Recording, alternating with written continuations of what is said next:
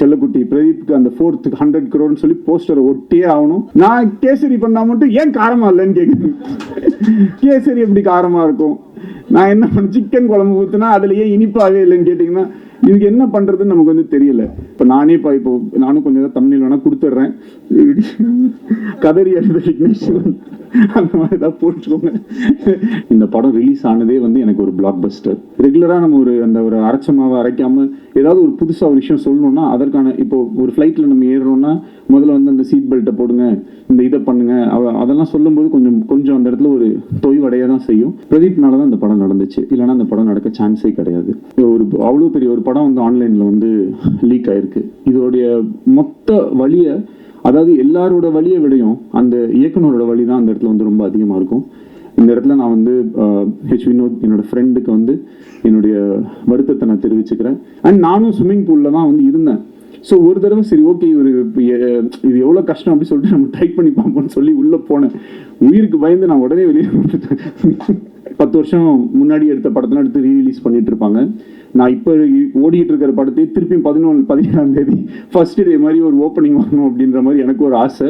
கௌரியெல்லாம் வந்து 96 படத்தில் பார்த்துட்டு இந்த படத்துக்கு நான் என் காஸ்டியூம்ஸ் நான் கொஞ்சம் இதெல்லாம் பண்ணும்போது எனக்கே கொஞ்சம் கஷ்டமாக தான் இருந்துச்சு. பட் இருந்தாலும் கௌரி தப்பாக எடுத்துக்காதீங்க, போடுங்க பரவாயில்ல, 2040 இப்படி தான் ஆகும். இந்த ஒரு படத்துக்கே வந்து ஒரு 10 படத்தோட வேலையை செஞ்சிருப்பாரு. அதுக்கு ரொம்ப ரொம்ப நன்றி பிரதீப் ராகவ். படத்தில் நிறைய விஷயங்கள்ல வந்து எப்படின்னா ஒரு அப்பா பையன் அப்படின்னும் போது சில டைலாக்ஸ் பேசுவோம். அதுக்கு பையன் கேரக்டர்லாம் இருக்கனால ஒரு சின்னதாக கிண்டல் பண்ற மாதிரியோ ஏதோ ஒரு கவுண்டர்ஸ் இருக்கும். அதெல்லாம் வந்து ரொம்ப நான் கேட்டுக்கிட்டேன், இது ஓகேவா ஏன்னா தம்பி படத்துல என்னவோ நான் அப்பா பையன் இப்படி தானே பேசுவாங்கன்னு சொல்லி அது ரொம்ப என்னை வந்து என்னோட வேலையை ரொம்ப ஈஸியா செய்யறதுக்கு வந்து அலோவ் பண்ண.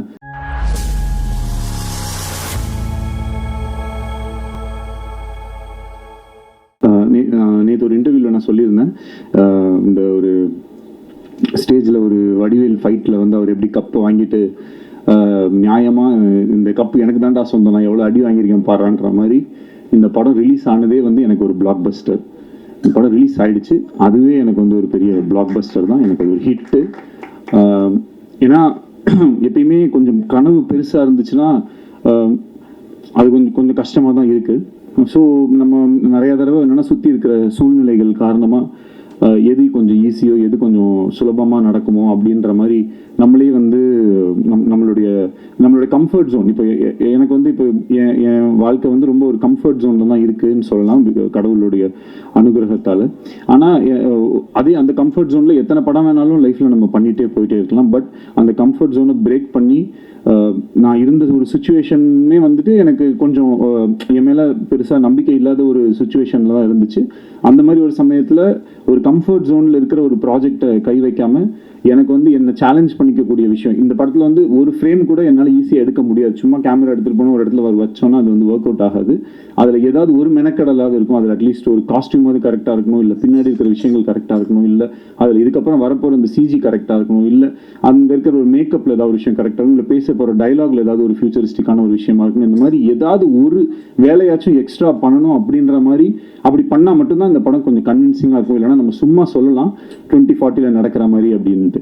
அப்புறம் இப்போ இந்த ஃபிலிம் ரிலீஸ் ஆச்சு. ரிலீஸ் ஆகும்போது நிறைய நல்ல ரிவ்யூஸ், நிறைய பாசிட்டிவான ஃபீட்பேக்ஸ், நிறைய பாராட்டுகள் அதெல்லாம் இருக்கிற அதே சமயத்தில் சில பேருக்கு வந்து இந்த ஃபிலிம் வந்து கொஞ்சம் ஸ்லோவாக இருக்குது, கொஞ்சம் லேக்காக இருக்குது, இந்த மாதிரி சில விஷயங்களுமே வந்து நான் பார்க்க தான் செய்கிறேன். ஸோ எப்பயுமே இந்த மாதிரி ஒரு ஹை கான்செப்ட் ஒரு ஏதாவது ஒரு கொஞ்சம் ஒரு ரெகுலராக நம்ம ஒரு அரைச்ச மாவை அரைக்காமல் ஏதாவது ஒரு புதுசாக ஒரு விஷயம் சொல்லணும்னா அதற்கான இப்போ ஒரு ஃப்ளைட்டில் நம்ம ஏறுறோம்னா முதல்ல வந்து அந்த சீட் பெல்ட்டை போடுங்க, இந்த இதை பண்ணுங்க, அதெல்லாம் சொல்லும்போது கொஞ்சம் அந்த இடத்துல ஒரு தொய்வடைய தான் செய்யும். பட் அந்த ரூல்ஸ் எல்லாம் தெரிஞ்சதுனா தான் அதுக்கப்புறம் இருக்கக்கூடிய விஷயங்கள் இருக்கும். ஸோ படத்தில் சில இடங்களில் சில காட்சிகளில் வந்துட்டு கொஞ்சம் மெதுவாகவோ இல்லை கொஞ்சம் புரிய வைக்கிறதுக்காக, ஏன்னா ஒரு திரைப்படம்ன்றது வெறும் ஒரு கொஞ்சம் பேர் மட்டும் பார்க்கக்கூடிய விஷயம் இல்லை. அது எல்லா ஏஜ் குரூப்ஸ், எல்லா விதமான மக்களுமே வந்து பார்ப்பாங்க. அப்போ அவங்க எல்லாருக்குமே வந்து அந்த விஷயத்தை நம்ம எப்படி கடத்துறோம் அப்படின்றதுக்காக எல்லாத்துமேலேயுமே நம்ம வந்து கொஞ்சம் டீட்டெயில் பண்ண வேண்டிய ஒரு கட்டாயம் இருக்கு. ஸோ அப்படி இருக்கும்போது ஓவராலாக அந்த ஒரு ஃபில்மை நம்ம பேஸ் பண்ணுற விதமாகட்டும், சில விஷயங்களை நம்ம சொல்கிற விதமாகட்டும், அதுக்கெல்லாம் வந்து நம்ம கொஞ்சம் எடுத்துப்போம். ஸோ அதை வந்து நான் ஒரு கன்ஸ்ட்ரக்டிவ் கிரிட்டிசிசமாக எடுத்திருக்கேன். அண்ட் அதை பார்க்கும்போது எனக்கும் சில விஷயங்கள் வந்து புரிஞ்சுது.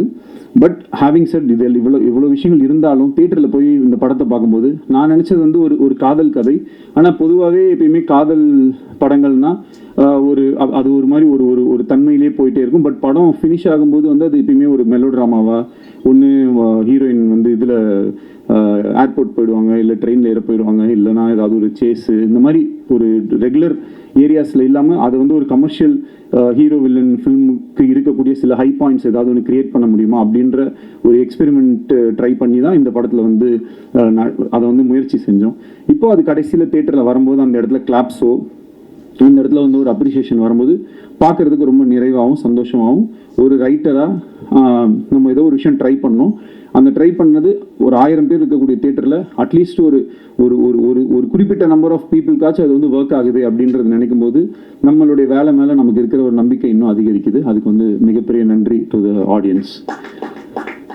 அப்புறம் இந்த படத்தை எடுக்கிறதுக்கு எனக்கு என்னுடைய ஃபர்ஸ்ட் பவர் இந்த ஃபில்மை நான் பண்ணக்கூடிய இந்த படம் நடக்கிறதுக்கு காரணமாக இருந்தது பிரதீப்னால தான் இந்த படம் நடந்துச்சு. இல்லைனா இந்த படம் நடக்க சான்ஸே கிடையாது. ஏன்னா இந்த படம் பிகினிங்லேருந்தே பட்ஜெட் தான் வந்து இஷ்யூ. இன்னைக்கு நம்ம சினிமாவில் பார்க்குறோம், எவ்ரிடே ஏதாவது ஒரு படம் ட்ராப் ஆகுது, ஏதாவது ஒரு படத்தில் இயக்குநர்கள் மாறிடுறாங்க. இன்னைக்கு வந்து டிரெக்டர்ஸோட சுச்சுவேஷன் வந்து ரொம்ப கவலைக்கிடமாக இருக்குன்னு சொல்லலாம். பேர் சொல்ல இது பண்ணல, ஓகே பேர் சொல்லணுன்னாலும் நான் சொல்லலாம். இப்போ ஒரு அவ்வளோ பெரிய ஒரு படம் வந்து ஆன்லைனில் வந்து லீக் ஆகிருக்கு.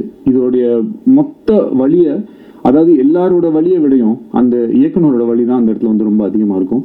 இந்த இடத்துல நான் வந்து ஹெச் வினோத் என்னோட ஃப்ரெண்டுக்கு வந்து என்னுடைய வருத்தத்தை நான் தெரிவிச்சுக்கிறேன். ஏன்னா இது வந்து ஒரு ஒரு ஒரு மரணம் அளவுக்கு ஒரு வலிக்கக்கூடிய ஒரு விஷயம். அது ஒரு டிரெக்டரால் மட்டும்தான் அதை வந்து ஃபீல் பண்ண முடியும். ஏன்னா ஒரு நாளும் ஒரு ஷார்ட்டும் எடுக்கும்போது அந்த டிரெக்டர் வந்து அது எவ்வளோ கஷ்டப்பட்டு அதில் எவ்வளோ கனவுகளோடு அது எடுப்பாங்க அப்படின்றது ஆஸ் அ டிரெக்டராக எனக்கு வந்து தெரியும். இங்கே இருக்கக்கூடிய எல்லாருக்குமே அது வந்து தெரியும். பட் அங்கேருந்து அது நம்ம நினச்ச மாதிரி ஒன்று வராமல் இந்த மாதிரி போகும்போது ரொம்பவே கஷ்டமாயிடுது அது. ஸோ அதே மாதிரி இப்போது என்னாலையும் வந்து என் படத்தை நான் நினச்ச மாதிரி எடுக்க முடியாதோன்னு அந்த அந்த அந்த பெயின்லேயே போய் கடைசியில் என்னால் முடிஞ்ச வரைக்கும் நான் அந்த படத்தை நான் நினச்ச மாதிரி வந்து எடுத்து அதை வந்து அப்புறமேட்டு ரிலீஸ் ஆகிறதுக்கும் பிரதீப் சார் சொன்ன மாதிரி அவ்வளோ டேட்ஸ் மாறி வந்ததுக்கு ஏகப்பட்ட காரணங்கள் இருந்துச்சு. எங்களால் நிறைய விஷுவல் எஃபெக்ட்ஸு அவ்வளோ விஷயம் எதுவுமே கொஞ்சம் காம்ப்ரமைஸ் பண்ணி பண்ணுறதுக்கும் மனசு வரல. கொஞ்சம் இது இப்படி பண்ணிக்கலாம் அப்படின்னா கண்டிப்பாக மாற்றிருக்க முடியும். பட் ஆனால் அது மாதிரி ஏன்னா இந்த படத்தை என்னால் ஒரு தடவை தான் எடுக்க முடியும். அந்த ஒரு தடவை அதை எனக்கு நான் நினச்ச மாதிரி எடுத்துட்டா எனக்கு சந்தோஷம். அதுக்கு இவ்வளோ பேர் வந்து எனக்கு ஹெல்ப் பண்ணாங்க. ஷூட் வந்து ரொம்ப மாறி நடக்கும். பட் எப்போ வந்தாலுமே அவருடைய 100% எப்பயுமே கொடுக்குற ஒரு ஹீரோ எனக்கு கிடைச்சது வந்து எனக்கு ரொம்ப ரொம்ப ரொம்ப சந்தோஷம். டைமில் வந்து அவர் ரொம்ப ஷார்ப்பு. அதில் இன்றைக்கும் என் மேலே கொஞ்சம் டென்ஷன் ஆகிட்டாரு.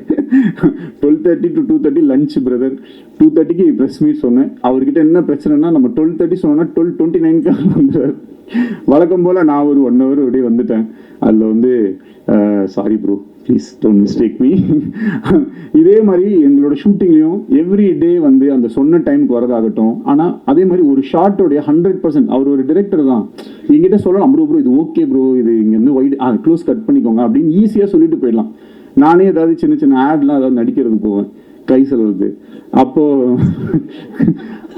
அப்போ வந்து அவங்க ஏதாவது ஒன்று சொல்லுவாங்க. அப்போ நான் சொல்லும்போது ப்ரோ ஓகே ப்ரோ அது இவ்வளோ தானே கட் பண்ணுவீங்க அப்படின்னு நான் சொல்லிட்டு நான் எஸ்கேப் ஆகிடுவேன். ஆனால் இவர் வந்து நான் எத்தனை தடவை எதை கேட்டாலும் வந்து அது அவரோட அந்த இடத்துல வந்து ஒரு ஹீரோ, நான் வந்து ஒரு நடிக்க வந்திருக்கேன், நான் என் வேலையை தான் பண்ணுவேன்ற மாதிரி பண்ணுறது வந்து ரொம்ப ஆச்சரியமாக இருந்தது எனக்கு. அப்புறம் ஒரு குறிப்பிட்டு சொல்லணும்னா என் படத்தில் வந்து ஒரு ஸ்விம்மிங் பூலில் இருக்கிற மாதிரி ஒரு சீக்வன்ஸ் ஒன்று வந்துச்சு. தண்ணிக்குள்ளே இருக்கணும். இதுவே ஒரு ஆக்ஷன் ஃபிலிமில் நான் அந்த சீக்வன்ஸ் எடுத்திருந்தா மேபி அது வேறு மாதிரி இருக்கும். இது ஒரு லவ் ஸ்டோரின்னும் போதே எல்லாருமே ப்ளஸ் இந்த ஜாலியான படம், கலர்ஃபுல்லான படம்னா அது என்னமோ எடுக்கிறது ரொம்ப ஈஸியாகவும் அது என்னமோ ரொம்ப விளையாட்டுத்தனமாக நம்ம எடுப்போன்ற மாதிரியுமே ஒரு பெர்செப்ஷன் இருக்கும். இதே ஒரு காட்டில் போய் ரொம்ப புழுதியில் அப்படி இப்படி கஷ்டப்பட்டு இருக்கிற மாதிரி படம்னா அது ரொம்ப கஷ்டப்பட்டு எடுத்த மாதிரி படமாகவும், ஃபாரின்லலாம் போய் எடுத்தோம்னா அது ரொம்ப ஈஸியான படமாகவும் ஒரு பெர்செப்ஷன் இருக்குது. எல்லா படம் எடுக்கிறதும் கஷ்டம்தான். இப்போ இந்த மாதிரி ஒரு படத்தில் இந்த மாதிரி ஒரு சீக்வன்ஸ், ஒரு ஆக்ஷன் சீக்வன்ஸ்க்கு நிகராக உயிருக்கே ஆபத்தார அளவுக்கான ஒரு சீக்வன்ஸாக தான் அது வந்து எங்களுக்கு இருந்துச்சு. ஏன்னா கிட்டத்தட்ட அந்த கேமரா உள்ளே எடுத்துகிட்டு போய் ஒரு நிமிஷம் to 1.5 நிமிஷம் ஒரு மூச்சு வந்து தம் கட்டி வந்து நடிக்கணும். நைட்டு ஃபுல்லாமே அதை வந்து பண்ணிட்டு இருந்தார். அண்ட் நானும் ஸ்விம்மிங் பூலில் தான் வந்து இருந்தேன். ஸோ ஒரு தடவை சரி ஓகே இது எவ்வளோ கஷ்டம் அப்படின்னு சொல்லிட்டு நம்ம ட்ரை பண்ணி பார்ப்போம்னு சொல்லி உள்ளே போனேன். உயிருக்கு பயந்து நான் உடனே வெளியே வந்துட்டேன். ஆனால் அவ்வளோ தடவை பண்ணி காலையில் 5:30-6 மணி வரைக்குமே வந்து அந்த சீக்வன்ஸை அவர் பண்ணி முடிச்சுட்டு கூட ஏன் ப்ரோ என்னை போட்டு இப்படி டார்ச்சர் பண்ணுறீங்கன்னு சொல்லுவாருன்னு பார்த்தா அப்புறம் ஓகேவா கரெக்டாக வந்துருச்சா எடுத்துக்கலாமா இன்னும் ஏதாவது எடுத்துக்கலாமா அப்படின்னும் போது ஒரு ஆக்டராகவும் ஒரு டிரெக்டராகவும் அந்த இடத்துல வந்து அவர் என்னை ரொம்ப இந்த மாதிரி நிறையா நான் ரொம்ப என்னை லைஃப் டைமில் வந்து என்னால் மறக்க முடியாத நிறைய மொமெண்ட்ஸை வந்து எனக்கு பிரதீப் கொடுத்துருக்காரு. அதுக்கு வந்து ஹார்ட்ஃபெல்ட் தேங்க்ஸ். இன்னைக்கு இந்த படத்துக்கு வந்து மிகப்பெரிய ஓப்பனிங். ஏன்னா மேபி இந்த படம் வந்து டிரெக்டட் பை வேற ஏதாவது ஒரு பேர் போட்டிருந்தா இன்னும் பயங்கரமாக கூட ஓப்பன் ஆகிருக்கலாம், சொல்ல முடியாது. பிரதீப் ரங்கநாதன் அப்படின்ற ஒரு பேருக்காக ஆடியன்ஸ் அந்த ஓப்பனிங்கை வந்து என்னதான் டிலேஸ் அப்படி இப்படின்னு இருந்தாலும் அந்த அளவுக்கு வந்து இந்த படத்தை ஆதரவு கொடுத்துருக்காங்க. அதோடைய ஓப்பனிங்க்கு அவ்வளோ அந்த ஃபேன்ஸோ அவங்களுடைய விஷயங்கள் எல்லாமே வந்து ரொம்ப ரொம்ப பாசிட்டிவாக எங்களுக்கு வந்து அமைஞ்சிருச்சு. இப்போது இந்த வீக்கை என்னை பொறுத்த வரைக்கும் இந்த படம் வந்து ஒரு லாங் ரன் போகும், அதற்கான எல்லா தகுதியும் பொட்டென்ஷியலும் இந்த ஃபிலிமில் இருக்குது அப்படின்றத நான் நம்புகிறேன். இன்னும் இந்த வீக்கெண்டுமே வந்து பயங்கரமாக வந்து இந்த படம் எல்லாமே 10 வருஷம் முன்னாடி எடுத்த படத்தெல்லாம் எடுத்து ரீரிலீஸ் பண்ணிட்டு இருப்பாங்க. நான் இப்போ ஓடிட்டு இருக்கிற படத்தை திருப்பி 17ஆம் தேதி ஃபர்ஸ்ட் டே மாதிரி ஒரு ஓப்பனிங் வரணும் அப்படின்ற மாதிரி எனக்கு ஒரு ஆசை. இன்னும் கொஞ்சம் பயங்கரமாக இது ஒர்க் அவுட் ஆகணும். ஏன்னா நிறையா கொஞ்சம் மிக்ஸ்டு ரிவ்யூஸ் இந்த மாதிரிலாம் இருக்குது. அது படத்தை போய் பார்க்கும்போது மேபி இன்னும் பெட்டராக இருக்கலாம். இந்த ஒரு ஆல்ரெடி சில மைண்ட் செட்டோட பார்க்கும்போது எவ்வளோ அழகான இப்போ என்னது இது ஸ்வீட்டாக கேவலமாக இருக்குது அப்படின்னு சொல்லி குலாப் ஜாமுனை கொடுத்தா மேபி சாப்பிடும்போது அப்படி தோன்றதுக்கும் வாய்ப்பு இருக்குது. அந்த மாதிரி சும்மாவே ஏதாவது ஒரு விஷயத்த சொல்லி அது பண்ணும்போது அது கரெக்டாக போக மாட்டேங்குது. எந்த விதமான மைண்டில் எதுவும் இல்லாமல் இந்த படத்தை நீங்கள் போய் நேராக தேட்டரில் உட்காந்து பார்த்தீங்கன்னா கண்டிப்பாக வந்து ரசிப்பீங்க அப்படின்றதுக்கு வந்து நம்பலாம். என்னுடைய வேர்டை நீங்கள் வந்து நம்பலாம். அண்ட் ப்ரோ இந்த ஃபில்மும் வந்து கூடிய சீக்கிரம் உங்களுடைய 100 crore கிளப்பில் வரும். கான்ஃபிடென்ட்டாக இருங்க, வெற்றி நிச்சயம். நெக்ஸ்ட் வந்து கிருத்தி, சின்ன பொண்ணு. கிருத்தி அவங்க அம்மாவுமே கொஞ்சம் சின்ன பொண்ணு தான். 2 பேரும் வந்து பார்த்தீங்கன்னா செட்டில் அவங்கள வந்து அவங்கள எப்படின்னா அவங்க ஒரு குழந்தைய ஹேண்டில் பண்ணுற மாதிரி தான் நாங்கள் நிறையா தடவை ட்ரை பண்ணியிருப்போம். அதே நேரத்தில் நிறையா தடவை மிஸ்ஸும் ஆயிரும். அப்போ வந்து கொஞ்சம் அப்பப்போ ஒரு சின்ன முன்ன பின்ன இப்படி இருந்தாலும் அந்த ஒர்க்கை பண்ணும்போது the kind of dedication and அதே ஸ்விம்மிங் பூல் சீக்வன்ஸ் பண்ணும்போது எங்கேயோ ஒரு இடத்துல ஷூட்டிங் பண்ணிவிட்டு இவங்க டேயில் அங்கே ஷூட் முடிச்சு நைட்டில் இங்கே வந்து ஷூட் பண்ணிவிட்டு ஒரு நாள் கூட வந்து அந்த ஒரு இப்படி ஏதாவது ஒரு காரணம் சொல்கிற மாதிரி அந்த மாதிரிலாம் எதுவுமே இல்லாமல் எப்பயுமே she was very sweet and I really love working with you. And அவங்கள ஃப்ரேமில் அப்படி நம்ம வச்சோம்னாலே வந்து அந்த அளவுக்கு ஒரு அழகு. சாதாரண ஒரு ரோட்டில் தான் ஷூட் பண்ணிட்டு இருந்தோம் மலேசியாவில். அது ரவிவர்மன் சாரோட மேஜிக் வந்து எப்பயுமே எப்படி இருக்கும்னா நிறைய லைட்ஸ் நிறைய இது அப்படிலாம் போட்டு பயங்கரமாக காம்ப்ளிகேட்லாம் பண்ண மாட்டார். அது அவருக்கு வந்து அவர் ஒரு கிஃப்டட் டேலண்ட். ஸோ அதை ரொம்ப ஈஸியாக ரொம்ப அழகாக வந்து ரொம்ப இப்படின்றதுக்குள்ளே அவரால் வந்து ஒரு எக்ஸ்ட்ராடினரி ஷாட்டை வந்து கம்போஸ் பண்ண முடியும். ஸோ அவருடைய அந்த ஒர்க்கில் கிருத்தியை வந்து காமிச்ச விதமாகட்டும், இந்த படத்தில் வந்து நடித்த மற்ற நடிகர்கள் எல்லாமே நம்மளுடைய கௌரிலாம் வந்து 96 படத்தில் பார்த்துட்டு இந்த படத்துக்கு நான் என் காஸ்டியூம்ஸ் நான் கொஞ்சம் இதெல்லாம் பண்ணும்போது எனக்கே கொஞ்சம் கஷ்டமாக தான் இருந்துச்சு. பட் இருந்தாலும் கௌரி தப்பாக இருந்துக்காதீங்க, போடுங்க பரவாயில்ல, 2040 இப்படி தான் ஆகும் அப்படின்னு சொல்லி அவங்கள கன்வின்ஸ் பண்ணி அந்த காஸ்டியூம்ஸ் இந்த மாதிரி விஷயங்கள்லாம் பண்ணோம். ஏன்னா அந்த கேரக்டர் ஏன்னா இன்னும் 10 வருஷம் கழிச்சு எல்லாம் இஷ்டத்துக்கு தான் ஏதாவது ஒன்று போடுவாங்க. ஸோ நீங்களும் ஏதாவது இஷ்டத்துக்கு போட்டுவாங்க அப்படின்னு சொல்லி தான் அந்த காஸ்டியூம்ஸ் எல்லாமே நம்ம வந்து கொடுத்து நம்ம வந்து எல்லாம் இது பண்ணோம். ஸோ ஓவராலாக இந்த ஃபில்மை நிறைய பேர் வந்து ரொம்ப கஷ்டப்பட்டு எடுத்திருக்கோம். இந்த ஃபில்ம் நடக்கிறதுக்கு ரொம்ப மெயின் ரீசனாக இருந்த லலித் சார்.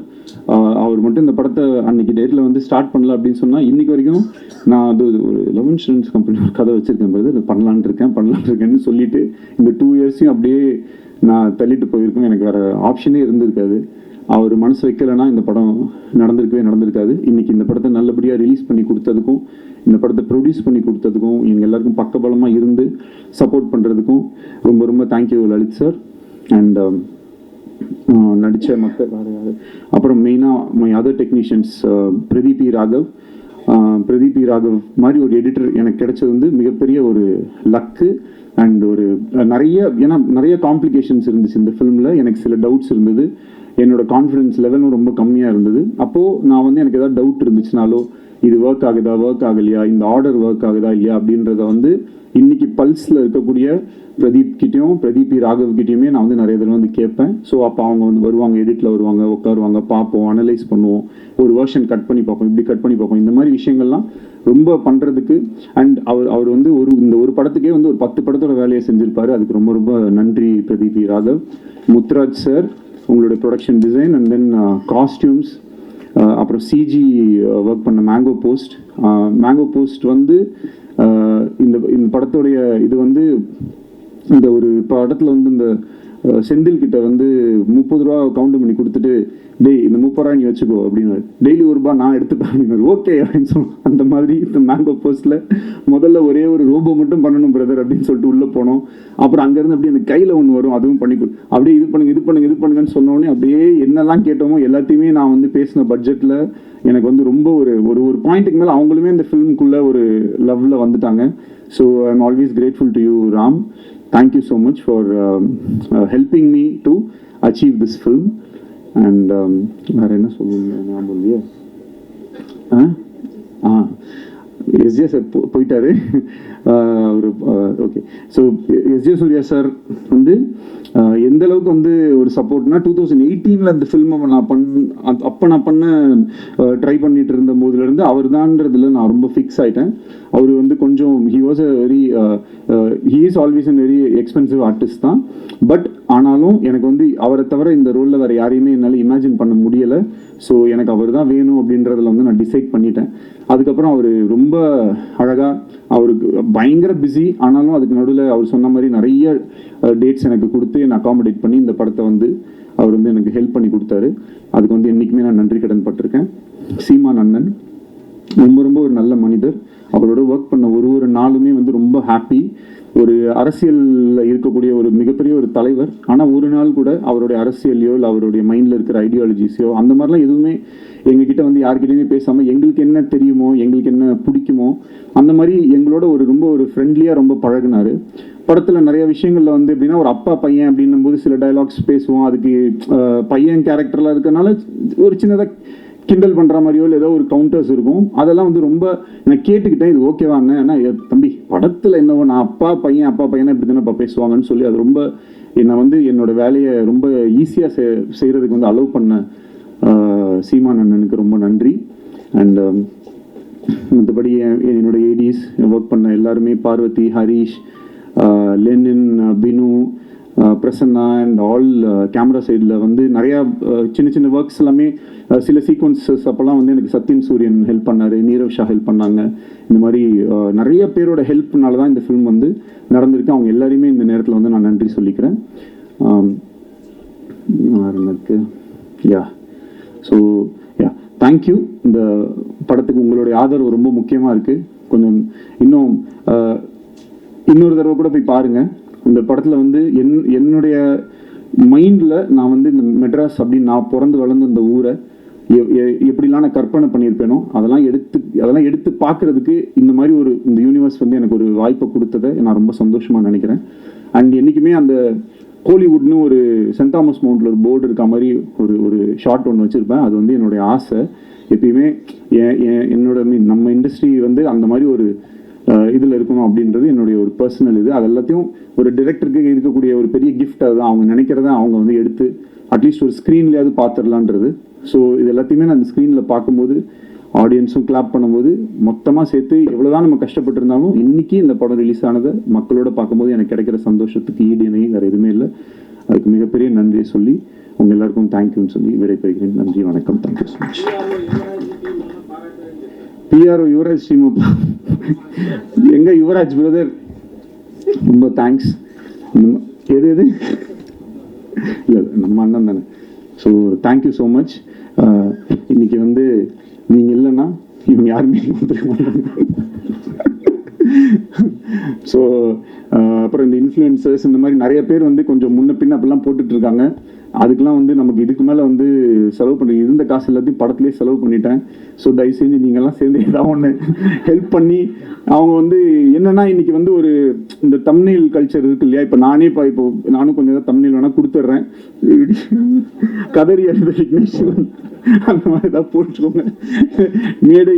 மேடையை உடைத்தவன் மாதிரி ஏதாவது போடுறதுக்கு எதையாவது ஒன்று போட்டு கொஞ்சம் ஹெல்ப் பண்ணுங்க. ஏன்னா ஒரு இப்போ எதை பார்த்தாலுமே அது என்னன்னா அந்த தம்ப்நெயில்ல வந்து ஐயோ படம் ரொம்ப அப்படின்னு ஆரம்பிச்சிடறான், உள்ள போனோடனே ரொம்ப கேவலமா இருக்கும்னு நினைச்சேன், ஆனால் ஆக்சுவலாக நல்லா தான் இருக்கு, சூப்பராக இருக்கு அப்படின்னு சொல்லி அப்படிதான் அந்த வீடியோவே ஸ்டார்ட் பண்றாங்க. ஸோ அதனால இது எப்படி இது நம்ம ஹேண்டில் பண்றதுனே தெரியல. உள்ள போனதுக்கப்புறம் அதெல்லாம் நல்லா தான் இருக்கு, ஆனால் எங்கேயோ ஒரு இடத்துல கொஞ்சம் ஸ்லோவா இருக்கு, கொஞ்சம் என்ன சொல்லணும்னு தெரியாம எதையாவது ஒன்று சொல்லி விட்டு போயிடறாங்க. அதை பார்த்து கொஞ்சம் பேர் இதாயிடுறாங்க. ஸோ அதுக்கு எப்படி டேக்கிள் பண்ணுன்றது நீங்க தான் ஏதாவது ஒன்று பார்த்து கொஞ்சம் பாவம் ஹெல்ப் பண்ணும். ஏன்னா நிறைய செட்டில்மெண்ட்லாம் பேலன்ஸ் இருக்கு. அந்த ஒரு இந்த ராமசாமி என் பணம் கிடைச்சிரும்னு ஒரு பல பேர் வெளில இருக்காங்க. அது இந்த வாரம் நல்லா ஓடிடுச்சுன்னா இதுதான், அப்படி இல்லைன்னா ராமசாமி தான். அதனால தயவு செஞ்சு கொஞ்சம் நீங்களாம் உங்க வீட்டு பிள்ளையா நினைச்சு இது மாதிரிதான் இப்ப நிலைமை வந்து அந்த லெவலுக்கு இதுதான் இருக்கு. அந்த இப்ப என்ன கேட்டுட்டாங்க என் கட்சிக்கார, ஒரு படம் தானே எடுக்க வந்த அந்த மாதிரி ஒரு படம் தானே எடுக்க வந்தேன், அதுக்கு ஏன்பா போட்டு இப்படி அடிக்கிறீங்கன்ற மாதிரி. சிம்பிளா பண்ணு, காம்பாக்டா பண்ணு, சிம்பிளா பண்ணு, காம்பாக்டா பண்ணா நல்லாவே இருக்க மாட்டேங்குது, அதுக்கும் அடிக்கிறாங்க. இன்னும் எப்ப பார்த்தாலும் இதே மாதிரி எடுத்துக்கிட்டே இருக்கீங்க. புதுசா ஒண்ணு பயங்கரமா பண்ணா அதுல எது இல்லையோ, நான் கேசரி பண்ணா மட்டும் ஏன் காரமா இல்லைன்னு கேக்குறேன். கேசரி எப்படி காரமா இருக்கும்? நான் என்ன பண்ண சிக்கன் குழம்பு ஊத்துனா அதுல ஏன் இனிப்பாவே இல்லைன்னு கேட்டீங்கன்னா இதுக்கு என்ன பண்றதுன்னு நமக்கு வந்து தெரியல. இந்த படத்துக்குள்ள சில நல்ல விஷயங்கள் இருக்கு, அவ்வளவுதான். பிளஸ் பயங்கரமா படம் எடுக்கிறது என்னால பயங்கரமா எடுக்க முடியுமா நீங்க சொல்லுங்க. ஓரளவுக்கு தான் நம்மளால எடுக்க முடியும். அந்த ஓரளவுக்கு எடுத்ததை கொஞ்சம் ஜாலியா வந்து பார்த்துட்டு அழகா அதை ரசிச்சுட்டு உங்களுக்கு பயங்கரமா கோவம் வந்துருச்சா மனசுக்குள்ளேயே வச்சுக்கோங்க. இல்ல ஏதாவது என் ஃபோன் நம்பரோ இல்லை ஏதோ ஒன்று எங்கேயாவது ஒரு இடத்துல நிச்சயமா நான் பார்ப்பீங்க. அப்ப சைட்ல வந்து என்ன சொல்லுங்க, ஏன்டா அப்படி பண்ணேன்னு. அதை விட்டுட்டு அதுக்கு ஒரு வீடியோ போட்டு மொன்னு சொல்லி ஏன் அப்படி பண்ணி. ஸோ அதனால நிறைய மறுபடியும் சொல்லிக்கிறேன், செட்டில் பண்ணணும். ஸோ பார்த்துக்கோங்க. ஸோ கரெக்டாக பார்த்து தயவு செஞ்சு எல்லாருமே கொஞ்சம் ஹெல்ப் பண்ணி இந்த படம் ஏப்ரல் 17 வந்து திருப்பியும் நாங்கள் வந்து ஓப்பனிங்கை கிரியேட் பண்ணி இந்த படத்தை பயங்கர ஹிட் ஆக்கி நான் செல்லக்குட்டி பிரதீப்க்கு அந்த 4th 100 crore சொல்லி போஸ்டரை ஒட்டியே ஆகணும் அப்படின்றதுல உறுதியாக இருக்கும். தேங்க்யூ.